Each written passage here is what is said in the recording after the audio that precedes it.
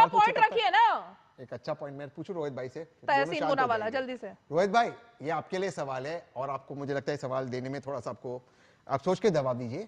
आप ये कहते हैं बिल्कुल मैं आपसे इत्तेफाक रखता हूँ, सब घुसपैठिए को बाहर निकालना चाहिए, एक एक को आइडेंटिफाई करना चाहिए। ये रोहित भाई को लाइए ना, थोड़ा रोहित भाई को भी लाइए फ्रेम में, उनसे सवाल पूछ रहा हूँ। उत्तर प्रदेश में वो भी है हमारे रोहित भाई। रोहित भाई ये बताइए, हमारी जो सीमा भाभी आई है पाकिस्तान से, आज उनको माशाल्लाह छठा बच्चा भी हो गया, 3 पाकिस्तानी 3 भारतीय जो कॉमेडी तो थोड़ा वो चल नहीं रहा मैं पूछ रहा हूँ वो घुसपैठिए है कि नहीं है, वो पूछ रहा हूँ, उनको निकालेंगे कि नहीं बाहर, यार बताइए ना। उत्तर प्रदेश की प्रशासन, उत्तर प्रदेश का प्रशासन देख रहा है अब सीमा जी घुसपैठिया है या नहीं है। अब आप ह्यूमरस उसमें लेकर नहीं क्यों नहीं पूछूं, घुसपैठिया एक एक घुसपैठिए को ढूंढने वाले थे ना ये। मैं जवाब देता हूँ। देखिए शरणार्थी और घुसपैठिए में बहुत फर्क होता है। अच्छा शरणार्थी तार उठा के अंदर नहीं आई है आपके देश में, वो तार उठा के अंदर नहीं आई है, आपके देश से परमिशन लेके अंदर आई है। क्या वो रीमा जी वहां फैक्ट चेक पर्यटन की कीजिए। परमिशन लेके आपके अंदर आई 3 हैं। बच्चों को लेकर वो- पाकिस्तान से वो एज अ टूरिस्ट आपके यहाँ आई हैं, वो एज अ टूरिस्ट आपके यहाँ आई हैं और ऐसा परमिशन tourism लेके आई मुझे हैं, भी तार उठा चाहिए। के नहीं आई हैं वो। पर आपको पता नहीं क्यों सीमा हैदर से क्या प्रॉब्लम है? तहसीन भाई मुझे आपकी कोई कोई प्रॉब्लम व्यक्तिगत नहीं, प्रॉब्लम ये है ऐसे सीमा टूरिस्ट हैदर के आएंगे साथ? हमारे देश के अंदर। भाई उन्होंने यहाँ पे आके बाकायदा शादी की है, ये आपको कोई व्यक्तिगत सीमा प्रॉब्लम हैदर है को उनके साथ? पाकिस्तानी को डिफेंड कर रहे हैं, देखिए नहीं, आप। मैं पाकिस्तानी को defend क्या नहीं कर रहा डिफेंड हूं। कर रहे हैं, भाई मैं तो कोई ये वो समझ नहीं शरणार्थी पा है। रही हूँ ये पॉइंट वो चल क्या रहा शरणार्थी है। है। मतलब वो एक कह रहे हैं हम picture एक आ एक जाती घुसपैठने को है, देंगे। उत्तर देने एक दीजिए। धुरंधर मूवी आ जाती है, उसको लेकर पूरी लेफ्ट लॉबी जो है, मेरे को तो पूरे पसंद आई कांग्रेस मूवी। के लोग जो है वो मुझे सब तो लग पसंद गए आई हैं मूवी। कि उसमें पाकिस्तान की ऐसी छवि क्यों दिखाई गई। मुझे पसंद अब आई एक मूवी। पाकिस्तानी की बात हो रही है तो उसको कैसे निकाला देखो जाए, अब डिफेंड आपको कर उस रहे पर बात करनी है। डिफेंड कर रही है। हाँ सिद्धार्थ रीमा यादव जी। रीमा जी देखिए, मैं बड़े क्षमा पूर्वक हाथ जोड़ता हूं और तहसीन भाई से भी आग्रह करता हूं। मेरे को समझ नहीं आ रहा है कि डिबेट में करना क्या चाह रही हैं। डिबेट हुई वोट चोरी को लेकर के, एसआईआर की डिबेट को लेकर के। समस्या किस बात से है? क्या वोट चोरी पे जब फैक्ट चेक किया जाएगा तो जो मन में आएगा हम उसको बोलेंगे? क्या सीमा हैदर वोट चोरी से रिलेटेड है? क्या राहुल गांधी के आरोप सीमा हैदर के कारण से हैं? क्या आसाम में जो सिटीजनशिप एक्सरसाइज हो रही है डिटर्मिनेशन की, वो राहुल गांधी का आधार है? क्या चल रहा है, क्या चाहते हैं? क्योंकि ये रीमा जी, मैं बड़े भारी मन के साथ कहता हूं, ये हमारी देश की चुनावी प्रक्रिया से जुड़ा हुआ है, हमारे देश की लोकतांत्रिक संस्था से जुड़ा हुआ है, ये संविधान के आर्टिकल 324 से जुड़ा हुआ है। हम मखौल ना बनाएं देश अच्छा का। सिद्धार्थ जी जरा लोकसभा का रुख करते हैं, जो नाम 19 मेघवाल बोल रहे हैं वहां पर इसी मुद्दे पर एक बार जरा सुन लेते हैं। जनवरी 1950 को भारत का संविधान लागू हुआ,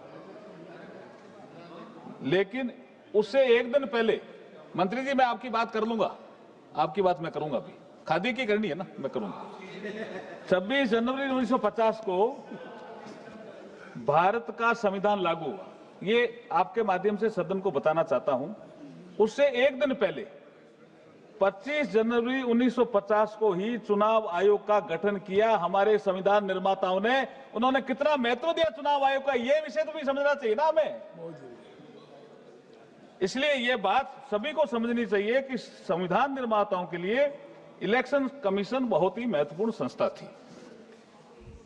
देश में संपन्न हुए 2024 के आम चुनाव में कुल 97.79 करोड़ मतदाताओं को मतदाता सूची में शामिल किया गया। चुनाव आयोग के अनुसार इसमें 6 राष्ट्रीय पार्टियां सहित कुल 743 राजनीतिक दलों ने लोकतंत्र के महापर्व में भाग लिया। चुनाव आयोग की स्थापना के उपलक्ष्य में हर वर्ष, सभापति जी ये भी ध्यान देने की बात है, हर वर्ष 25 जनवरी को नेशनल वोटर्स डे देश की पार्टियों के प्रतिनिधियों के साथ और विदेशी प्रतिनिधि जो आते हैं उनके साथ चुनाव आयोग एक समारोह करता है, और मैं भी उस समारोह में जाता हूं, मैंने भाग लिया है। और भारत के चुनाव आयोग, चुनाव प्रणाली, चुनाव संचालन को लेकर के वहां पर जो विदेशी प्रतिनिधि आते हैं वो बहुत भूरी भूरी प्रशंसा करते हैं, और मुझे आश्चर्य होता है कि जो हमारे राजनीतिक दलों के लोग वहां आते हैं वो भी प्रशंसा करते हैं, लेकिन वो बाहर आलोचना करते हैं। साहब ये कैसा विरोधाभास है, मेरे तो समझ में नहीं आ रहा। ये गजब का विरोधाभास है कि यहाँ हमारे सारे विपक्षी शादी विरोध कर रहे हैं, वहां प्रशंसा करते हैं। पाकिस्तान के लोग मांग करते हैं कि भारत जैसा ये आपने भी ठीक इंटरवेंशन किया। ऑनरेबल सभापति जी, मैं बाबा साहब B.R. अम्बेडकर साहब द्वारा संविधान सभा में 25 नवंबर 1949 को जो भाषण दिया था वही हमारे इलेक्शन रिफॉर्म का बेस है, वही हमारे इलेक्शन रिफॉर्म का आधार है। 25 नवंबर 1949 को उन्होंने एक वक्तव्य दिया हमारे संविधान सभा में। On the 26th January 1950, we are going to enter into a life of contradiction. In politics, we will have a equality, and in social and economic life, we will have a inequality. In politics, we will be or recognizing the principle, यही हमारे election reform का आधार है। SIR का भी यही आधार है। In politics, we will be recognizing the principle of one man, one vote and one value. यही principal है SIR का भी, यही प्रिंसिपल है चुनाव का भी। एक आदमी का एक ही वोट होना चाहिए, एक ही वैल्यू होनी चाहिए। इसलिए SIR में जो अपात्र, जो बाबा साहब के अनुसार अपात्र वोट है वो नहीं रहने चाहिए मतदाता सूची में। और पात्र लोग हैं वो छूटने नहीं चाहिए, यही बाबा साहब कह के गए हैं। अब क्या है कि राहुल गांधी जी किताब तो लेके आते हैं, लेकिन किताब में लिखा क्या ये पढ़ते नहीं है, ये समस्या है। इसलिए पढ़ना पड़ेगा क्या लिखा है? हाँ ये बाबा साहब, मैं बताता हूँ आपकी बात भी, मैं मनीष जी आपकी बात भी बताऊंगा। बाबा साहब ने भारत में चुनाव भागीदारी हेतु 1 मैन 1 वोट 1 वैल्यू के सिद्धांत को प्रतिपादित किया। एक व्यक्ति को एक वोट देने का अधिकार है, सभी के वोटों का मूल्य बराबर रखा गया।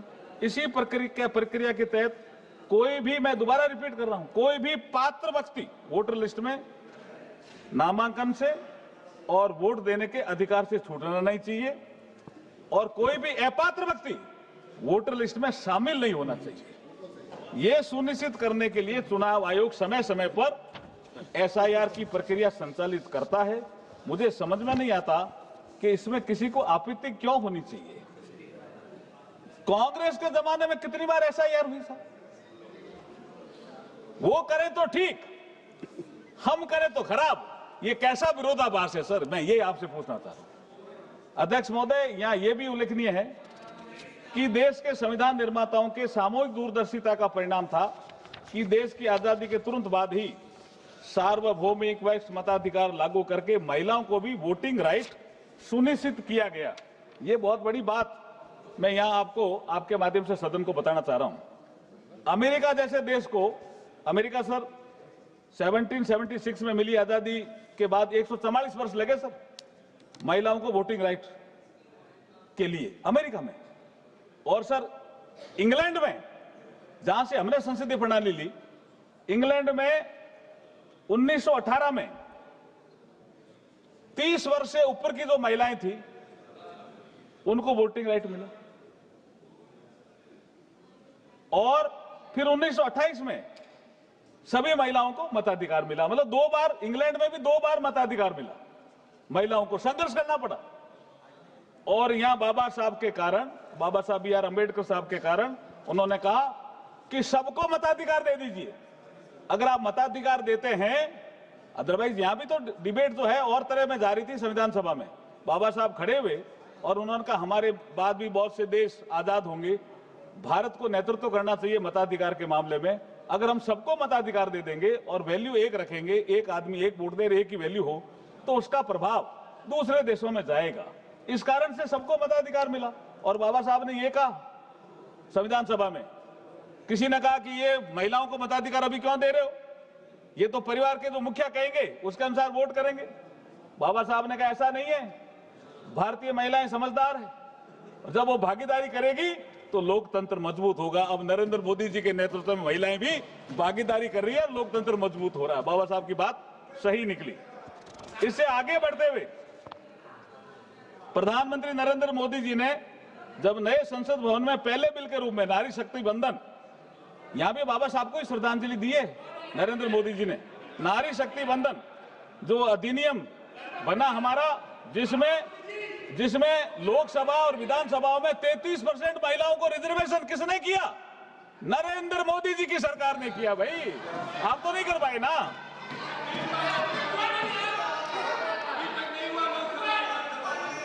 चुनाव आयोग के मार्गदर्शन में देश का प्रथम आम चुनाव। बैठिए, फिर आप नहीं रहेंगे यहां।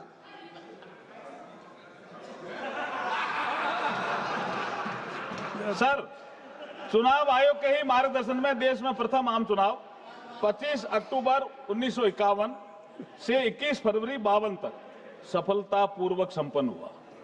बहुत से लोगों ने आर्टिकल लिखे सर, बहुत से लोगों ने लेख लिखा कि भारत में लोकतंत्र सफल होगा कि नहीं होगा। चुनाव आयोग ने कितना बड़ा काम प्रथम चुनाव आयोग से करना शुरू किया है सर। हम चुनाव आयोग जैसी संस्था, जिसका हमारे साथी ललन सिंह जी ठीक ही कह रहे थे कि बाबा साहब ने कहा कि ये, हाँ बाबा साहब की बात तो आनी चाहिए ना, ये बाबा साहब ने कहा ये एक स्वतंत्र निकाय के रूप में काम करे। और इसकी चर्चा, इस ललन सिंह जी कह रहे थे भाई ये एक कॉन्स्टिट्यूशनल बॉडी है, इसकी चर्चा आपने मांगी, हमने कहा भाई एसआईआर तो उनका इंटरनल वर्क है चुनाव आयोग का, आप इलेक्शन रिफॉर्म में चर्चा कर लो। आप इलेक्शन रिफॉर्म माने नहीं उस समय इलेक्शन रिफॉर्म मान ले तो चर्चा हम उस समय भी कर देते। आप SIR को ही अड़े रहे। संवैधानिक व्यवस्था के अंतर्गत इलेक्शन कमीशन ऑफ इंडिया, नहीं, इसमें जवाब इसका है साहब, हमारे पास जवाब कैसे नहीं है। इनको मैंने इनको उस समय भी बताया था, उस समय भी बताया था कि माननीय मंत्री जी आप चेयर को एड्रेस करिए। नहीं, मैं चेयर को एड्रेस कर रहा हूं। इनको उस समय भी बताया था कि 14 दिसंबर 1988 को बलराम जाखड़ साहब ने कहा आपकी जैसी सीट से ही कि इलेक्शन कमीशन कॉन्स्टिट्यूशनल बॉडी है, इसमें हम इसके कार्यों की चर्चा हम नहीं कर सकते, इसके लिए हमें संविधान में संशोधन करना पड़ेगा। इनको पता है, बीएससी में चर्चा हुई, या संविधान के अनुकूल प्रस्ताव लाना पड़ेगा, या संविधान के अनुकूल। आपने ठीक कहा सर। तो ये मैं संवैधानिक व्यवस्था के अंतर्गत इलेक्शन कमीशन ऑफ इंडिया को आर्टिकल 3 to 4 के अंतर्गत इलेक्टोरल रोल की तैयारी, ये मैं आपको बताना चाह रहा हूं कि इलेक्शन कमीशन क्यों इलेक्टोरल रोल को ठीक रखना चाहता है, उनकी ये संवैधानिक जिम्मेदारी है। आर्टिकल 3 to 4 के अंतर्गत इलेक्टोरल रोल की तैयारी पार्लियामेंट और स्टेट लेजिस्लेचर के इलेक्शन के संचालन हेतु निगरानी, निर्देशन और नियंत्रण के लिए शक्तियां प्रदान की गई है। संविधान सभा ने ही शक्तियां प्रदान की। इस कॉन्स्टिट्यूशनल अथॉरिटी को आगे representation of the people act 1950, जिसका जिक्र मनीष तिवारी जी कर रहे थे, और registration of electors rules 1960 RER 1960 द्वारा उसको सशक्त किया गया। मैं उन नियमों में भी आगे आऊंगा। आर्टिकल 3 to 6 यह निर्धारित करता है कि भारत का प्रत्येक नागरिक जिसने क्वालिफाइंग डेट पर, सर ये इंपॉर्टेंट चीज है, आर्टिकल 3 to 6 ये निर्धारित करता है कि भारत का प्रत्येक नागरिक जिसने क्वालिफाइंग डेट पर 18 वर्ष की आयु पूरी कर ली है, आपके प्रश्न का और जवाब किसी भी कानून, माननीय मंत्री, एक मिनट, माननीय मंत्री जी जो आपने प्रश्न उठाए, आऊंगा उसका जवाब मैं पहुंच जाऊंगा, मैं पहुंच रहा हूं। आर्टिकल 3 to 6 ये निर्धारित करता है, गौरव जी जो उन्होंने कहा क्या अख्तियार है, आर्टिकल 324, 326 उसी का उल्लेख कर रहे हैं। यस, मैं पहुंच रहा हूं। आर्टिकल 3 to 6 ये निर्धारित करता है कि भारत का प्रत्येक नागरिक जिसने क्वालिफाइंग डेट पर 18 वर्ष की आयु पूरी कर ली है और किसी भी कानून के तहत अयोग्य घोषित नहीं है, उसे वोटर के रूप में पंजीकृत होने का अधिकार है। इसके अतिरिक्त सेक्शन 16, जिस रूल्स की मनीष तिवारी जी बात कर रहे थे, सेक्शन 16, 19 और RP एक्ट 1950 नामांकन के लिए निम्नलिखित मूल पात्रता शर्तें निर्धारित करते हैं। ये क्या शर्तें हैं साहब, ये सुनो। आवेदक भारतीय नागरिक होना चाहिए और साउंड माइंड होना चाहिए, ये शर्तें हैं। तभी तो सोनिया गांधी जी अब विषय आपके ध्यान में ही है कि वो बिना भारतीय नागरिक बने हुए वोटर लिस्ट में आ गई थी, तो बाद में नाम हटाना पड़ा और करना पड़ा। सबको पता ही है नहीं विषय, नहीं आपको तो अनुराग जी पता ही है, सबको पता है। आवेदक भारतीय नागरिक होना चाहिए और साउंड माइंड होना चाहिए, सेक्शन 16। क्वालिफाइंग डेट पर आयु कम से कम 18 वर्ष होनी चाहिए, इंसॉल्वेंट नहीं होना चाहिए, और संबंधित निर्वाचन क्षेत्र में ऑर्डिनरीली रेजिडेंट होना चाहिए, ये सेक्शन 19। इसके अनुरूप ECI ये कॉन्स्टिट्यूशनल रिस्पॉन्सिबिलिटी लेता है कि केवल योग्य नागरिकों को ही इलेक्टोरल रोल में इंक्लूजन किया जाए। क्या गलत है साहब? और तथा निर्धारित पात्रता नहीं रखने वाले अयोग्य नागरिकों का एक्सक्लूजन किया जाए। ये कल्याण जी का भी जवाब दे रहे हैं। हाँ, इनका भी जवाब है। इलेक्टोरल रोल की शुद्धता और अखंडता बनाए रखना स्वतंत्र और निष्पक्ष इलेक्शन के लिए अत्यंत आवश्यक है। ये एक विश्वसनीय रोल सभी योग्य मतदाताओं का नामांकन सुनिश्चित करने तथा अयोग्य और डुप्लीकेट एंट्रीज को हटाकर पारदर्शिता सुनिश्चित करता है, तो लोकतंत्र को बढ़ाता है। यही काम इलेक्शन कमीशन का है। RP एक्ट 1950 के सेक्शन 21 व अन्य प्रावधान इलेक्टोरल रोल की तैयारी और संशोधन को लीगल बेस प्रदान करते हैं। रजिस्ट्रेशन ऑफ इलेक्टर्स रूल्स 1960 का रूल 25 ये निर्धारित करता है कि ECI के निर्देशानुसार प्रत्येक निर्वाचन क्षेत्र के लिए मतदाता सूची को या तो स्पेशल इंटेंसिव रिवीजन या समरी रिवीजन, जो साल में 4 बार होता है, समरी रिवीजन के द्वारा संशोधित किया जाता है। ये काम लगातार इलेक्शन कमीशन करता है, इनके पीरियड में भी होता रहा है।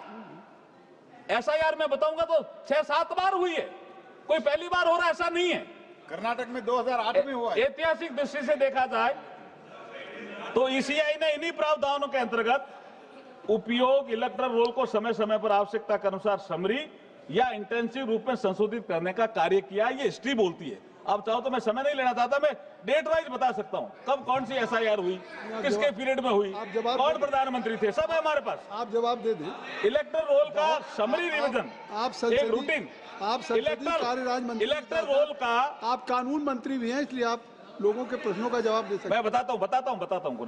इलेक्टरल रोल का समरी रिवीजन एक रूटीन अपडेशन प्रक्रिया है, रूटीन अपडेशन प्रक्रिया है, जबकि इंटेंसिव रिवीजन एक व्यापक प्रक्रिया है जिसमें बूथ लेवल ऑफिसर द्वारा हाउस टू हाउस इनमरेशन किया जाता है।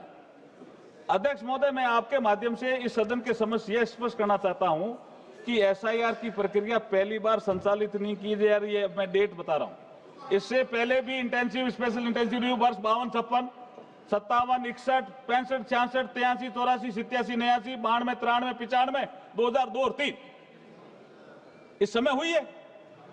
लेकिन पिछले 2 दशकों में कोई भी इंटेंसिव रिवीजन नहीं किया गया, क्योंकि इस अवधि में रैपिड अर्बनाइजेशन, शिक्षा या रोजगार हेतु माइग्रेशन तथा अन्य सामाजिक आर्थिक परिवर्तनों के चलते नागरिकों के निवास स्थान में बार बार बदलाव हुआ, इसलिए वो कहां रहते हैं ये जानकारी करना जरूरी था। इसके चलते कई मतदाता नए निर्वाचन क्षेत्र में पंजीकरण करा लेते हैं, लेकिन पिछले निर्वाचन क्षेत्र से अपना नाम हटाने में विफल रहते हैं, जिसका निशिकांत जी भी जिक्र कर रहे थे अपने माताजी और पिताजी का, जिससे डुप्लीकेट या गलत एंट्रीज उत्पन्न हो जाती है। इन्हीं सब पहलुओं को ध्यान में रख करके स्पेशल इंटेंसिव रिवीजन की आवश्यकता उत्पन्न होती रही है, ताकि मतदाता सूची को पूरी तरह साफ, सत्यापित, पारदर्शी और विश्वसनीय बनाया जा सके। इसलिए विपक्ष द्वारा एसआईआर को लेकर लगाए जाने वाले आरोप और शंकाएं निराधार और तथ्यों से परे हैं। असल बात यह है कि बार बार होने वाले चुनाव में विपक्ष की हार में हमारे विपक्षी साथियों को हताशा और निराशा से भर दिया है। इनके लिए इनके पास कोई साधन नहीं है, कोई बहाना नहीं है, तो ये चुनाव प्रक्रिया में होने वाले सुधारों पर अंगुली उठाते रहते हैं। कभी इन्हें ईवीएम में गड़बड़ी दिखती है, कभी इन्हें एसआईआर की प्रक्रिया में कमी दिखती है। सच बात तो यह है कि इन्हें अपनी कमी नहीं दिखती है, जिसके चलते भारत की जनता ने इन्हें पूरी तरह से नकार दिया है। अध्यक्ष जी, मुझे विपक्ष की स्थिति पर गालिब का शेर याद आ गया, आपकी अनुमति हो तो। सर आगे बढ़िए सर, दीजिए। गालिब को पूछा कि मैं काम तो बहुत करता हूं, कोई आया गालिब को पूछने के लिए, लेकिन मुझे सफलता नहीं मिलती, तो गालिब उनको जवाब देते हैं जो यहां अभी बोल के गए उन पर फिट बैठता है। उम्र भर इस भूल में जीते रहे गालिब, धूल चेहरे पर थी और हम आईना ही पूछते रहे। मेहनत तो बहुत की, लेकिन चेहरा साफ नहीं हुआ सर, चेहरा साफ नहीं हुआ। अध्यक्ष महोदय, कांग्रेस और इनके नेता आज हमारे ऊपर चुनाव सुधारों को लेकर आरोप लगाते हैं। सच तो यह है कि कांग्रेस और इनकी परिवारवादी सोच शुरू से ही इतनी हावी रही है कि देश की आजादी के बाद ये वोट चोरी के काले कारनामों से बाज नहीं आए। वोट चोरी का झूठी अफवाह फैलाने वाले विपक्ष के दोगलेपन का पर्दाफाश करते हुए वोट चोरी के कुछ तथ्य प्रस्तुत करना चाहता हूं। 1951 में बाबा साहब का चुनाव हुआ सर, नहीं सर, ये मैं वोट चोरी की बात कर रहा हूं। 1951 में बाबा साहब का चुनाव, पहला चुनाव लड़ा बॉम्बे उत्तर से। आप सभी को जानकर आश्चर्य होगा कि इस चुनाव में मात्र बाबा साहब 14,561 वोटों से हारे। बाबा साहब मात्र 14,561 वोटों से हारे, लेकिन कांग्रेस की ईर्ष्या और बाबा साहब डॉक्टर भीमराव अंबेडकर जी के प्रति उनकी दुर्भावना के चलते 74,333 वोटों को खारिज करवा दिया। यही वोट चोरी है, यही वोट चोरी है। बाबा साहब ने आगे और सुनिए सभापति जी, 74,333 ये कम वोट नहीं होते। ये जब वोट खारिज हुए तो बाबा साहब ने एक याचिका दायर की चुनाव आयोग में। जैसे ये कह रहे हैं चुनाव आयोग को हम क्या कर रहे हैं, उस समय क्या कर रही थी कांग्रेस, ये देख लो। ये 21 अप्रैल में डेट लाया हूं, 21 अप्रैल 1952 को डॉक्टर अंबेडकर ने 18 18 पन्नों की एक याचिका तैयार की, खुद एडवोकेट थे। और सोचिए, जिन्होंने संविधान बनाया उसी संविधान निर्माता को कांग्रेस और एक परिवार ने चुनाव में धांधली करके हरा दिया। ये चुनावी भ्रष्टाचार का पहला उदाहरण है। आगे तो कई उदाहरण ऐसे मिलेंगे, लेकिन चुनाव आयोग को कहा सुनना नहीं है। अध्यक्ष जी मेरी सुनो इधर आप। इन्होंने चुनाव आयोग को कहा सुनना नहीं है। इसलिए मैं कह रहा हूं कि राहुल गांधी जी संविधान की किताब तो लेकर आते हैं, संविधान में लिखा क्या है इसको पढ़ते नहीं हैं। पढ़ने के आते भी नहीं। दूसरा उदाहरण सुन लिए, 1971 में आम चुनाव जिसका जिक्र कईयों ने किया, रायबरेली। प्रधानमंत्री पद पर रहते हुए इंदिरा जी द्वारा सरकारी मशीनरी का दुरुपयोग का आरोप तो इसमें भी इसमें कोर्ट में भी है, साबित भी हुआ। और इलेक्ट्रोल मेल प्रैक्टिसेस की घटना वोट चोरी का सबसे घिनौना करती है ये रायबरेली का चुनाव। ये याद ही नहीं आ रहा इनको, जो आज भी भारत के लोकतंत्र को शर्मसार करता है। और मैं कई उदाहरण दे सकता हूं, लेकिन मुझे एक कहानी, मैं राजस्थान का आदमी हूं, मुझे कभी कभी लगता है हमारे यहाँ तो कहावत है, आपके यहाँ है एक नहीं है, कि उल्टा चोर कोतवाल को डंक। सब जगह है क्या? अभी आप ये नियुक्तियों की बात सुना, ये इलेक्शन कमीशन की नियुक्तियों से जुड़ा हुआ मामला।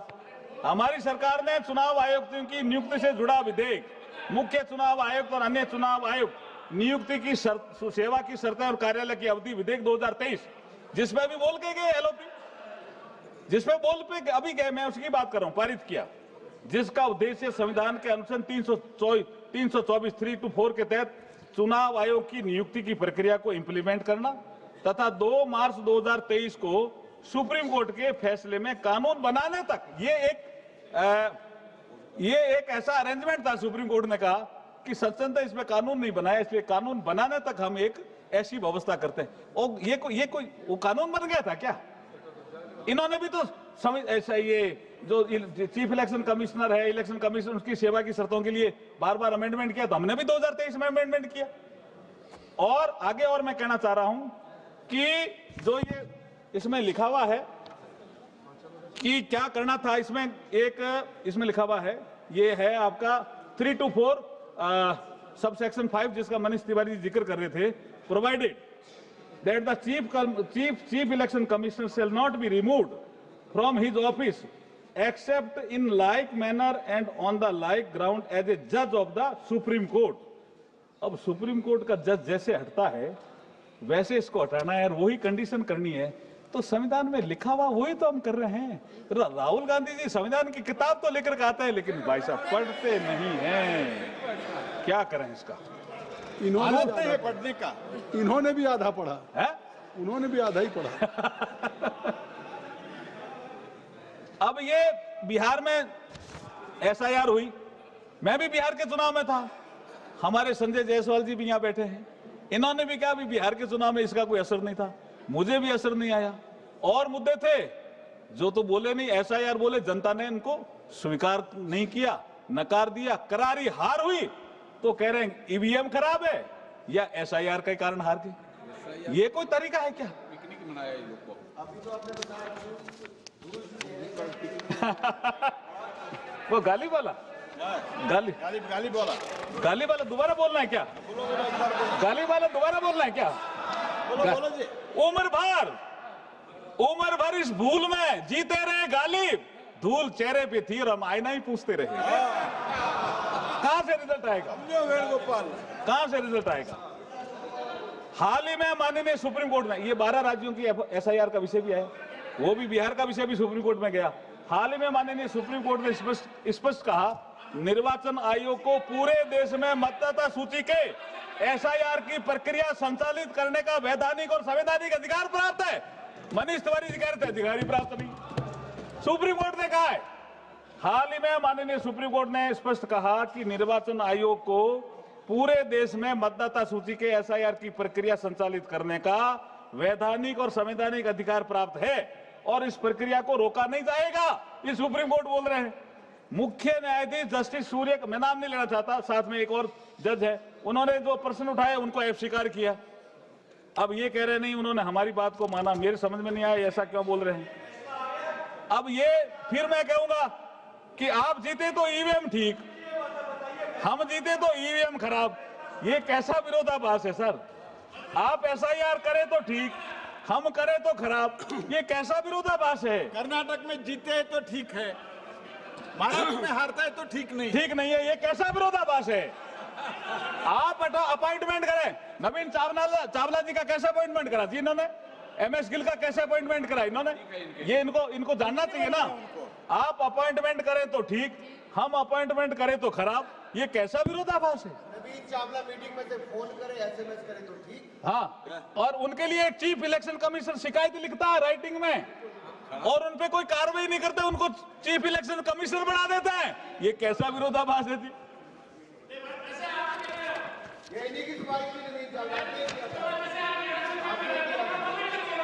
देखिए, मैं नवीन चावला का विषय भी बता देता हूं। चर्चा के दौरान कुछ माननीय सदस्यों ने चुनाव आयुक्त की नियुक्ति को लेकर के भी प्रश्न उठाए हैं। शायद वे भूल गए हैं कि किन लोगों ने और किस तरीके से नवीन चावला जी को चुनाव आयुक्त और उसके बाद मुख्य चुनाव आयुक्त बनाया था। मैं उन्हें याद दिलाना चाहता हूं कि यूपीए फर्स्ट के समय में नवीन चावला जी, जो गांधी परिवार के खास थे, चुनाव आयुक्त बनाकर चुनाव आयोग में लाया गया, जो गांधी परिवार के लिए काम करते थे। एक मिनट रुक जाए, एक मिनट बैठ जाइए, एक मिनट आप बैठ जाइए। सभा की सहमति हो तो 1 घंटे सदन की कार्रवाई को बढ़ा दिए। Thank you. अब यूपीए फर्स्ट के समय नवीन चावला जी, जो गांधी परिवार के खास थे, चुनाव आयुक्त बनाकर चुनाव आयोग में लाया गया, और जो गांधी परिवार के लिए काम करते थे। ये शिकायत किसने की? हमने नहीं की, मैं बताता हूं आगे। यहाँ ये उल्लेखनीय है कि उनके कार्यों की शिकायत तथा उन्हें हटाने की सिफारिश तत्कालीन मुख्य आयुक्त श्री गोपाल स्वामी जी ने की राइटिंग में। फिर भी आप कुछ नहीं करे और हमारे को दोष देते हैं। उन्होंने मंत्री बनाया। हाँ, बाद में उनको मंत्री भी बनाया। इसके बावजूद नवीन चावला जी के खिलाफ कोई कार्रवाई नहीं। इतना ही नहीं, इनके प्रमोट करके मुख्य चुनाव आयुक्त बना दिया। आज ये हमारे ऊपर प्रश्न उठाते हैं। आप करो तो ठीक और हम करो तो खराब। ये कैसा विरोधाभास है सर? मैं आपसे पूछना चाह रहा हूं, थोड़ा व्यवस्था दीजिए इसमें। इसी प्रकार श्री एमएस गिल 1996 से 2001 तक भारत के मुख्य चुनाव आयुक्त रहे। उन्हें कांग्रेस और गांधी परिवार से निकटता और वफादारी का इनाम देते हुए पहले राज्यसभा का सदस्य, फिर सरकार में मंत्री बनाया। मंत्री इनको बनाया। हाँ, वो करे तो ठीक, हम करे तो खराब। ये कैसा विरोधाभास है सर? इसका जवाब तो आपको देना पड़ेगा। ये भरोसा जनता देगी, हम नहीं दे पाएंगे। हम यहाँ आपको बोलने की इजाजत देंगे, भरोसा जनता देगी। हाँ, जनता दे रही। देश के यशस्वी में अब देखो सभापति जी, देश के प्रधानमंत्री जी के लिए भी इस चर्चा में कुछ विषय लेके आए। मैं थोड़ा सा देश के प्रधानमंत्री जी के लगता है कुछ गलत बोल रहे तो बताइए साहब। ये तो हिस्टोरिकल फैक्ट्स आपको बता रहे हैं। नहीं, ऐसा कैसे? ये आपके आपने क्या बता रहे हैं सारा देश को? You can't raise any concern about unchair. Please, Venugopal ji were very senior member. नहीं सर, यही तो विषय आए सर चुनाव चर्चा में।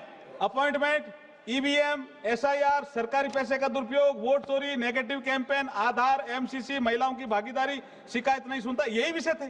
इसी विषय पे बोल रहा हूं मैं, कोई अलग तो जा ही नहीं रहा। या अलग जा रहा हूं, आपको लगता है क्या? मैं तो ये कह रहा हूं अलग जाएंगे तो हम आपको रोक देंगे। मैं देश के प्रधानमंत्री जी का विषय भी आया यहाँ, इसलिए चर्चा में ला रहा हूं, नहीं तो मैं नहीं लाता। देश के यशस्वी, तपस्वी और कर्मयोगी प्रधानमंत्री, ये 3 शब्द महत्वपूर्ण है सर। देश के यशस्वी, तपस्वी और कर्मयोगी प्रधानमंत्री आदरणीय श्री नरेंद्र मोदी जी के नेतृत्व में चल रही हमारी सरकार को लेकर भारत की जनता और सामान्य मानवी के मन में ये विश्वास बना हुआ है कि ये सरकार जो कहती है वो करती है। जो वादे किए जाते हैं उन्हें धरातल पे पूरा किया जाता है। इसलिए ये धारणा बलवती हुई कि मोदी है तो मुमकिन है। माननीय प्रधानमंत्री जी के व्यक्तित्व पर ये पंक्तियां सटीक बैठती है। आप कहो तो मैं सुना दूं, आपकी इजाजत होती। प्रधानमंत्री जी के व्यक्तित्व पर ये पंक्तियां बिल्कुल सटीक बैठती है। जमाना कहां वाकिफ है मेरी उड़ान से, वो और थे जो हार गए आसमान से। प्रधानमंत्री जी भारत को विकसित भारत बना करके ही दम लेंगे। इसलिए उन्होंने एक सपना देखा जिनको हम साकार करने के लिए कभी रिफॉर्म की बात करते हैं, कभी परफॉर्म की बात करते हैं, ट्रांसफॉर्म करके इस मंत्र पे चल रहे हैं हमारे प्रधानमंत्री जी, और 2047 तक भारत को विकसित भारत बनाना है। माननीय अध्यक्ष महोदय, आदरणीय प्रधानमंत्री श्री नरेंद्र मोदी जी के नेतृत्व में हमारी सरकार 2047 तक भारत को विकसित राष्ट्र बनाने के लिए कृत संकल्पित है। सुधारों की यह प्रक्रिया निरंतर इसी प्रकार चलती रहेगी। हमें पता है इस मार्ग में कुछ मुश्किलें आएगी, हमें पता है, हम जानते भी हैं और पीएम साहब भी जानते हैं, अवरोध भी आएंगे, लेकिन हम बिना थके बिना रुके लक्ष्य की ओर बढ़ते रहेंगे। इसलिए फिर किसी शायर ने कहा है, मुश्किलें जरूर है मगर ठहरा नहीं हूं मैं, मंजिलों से कह दो अभी पहुंचा नहीं हूं मैं। मुझे पहुंचना है 2047 तक और भारत को विकसित भारत बनाना है। बहुत बहुत धन्यवाद, आभार आपका। बहुत बढ़िया, बहुत बढ़िया, वेरी गुड।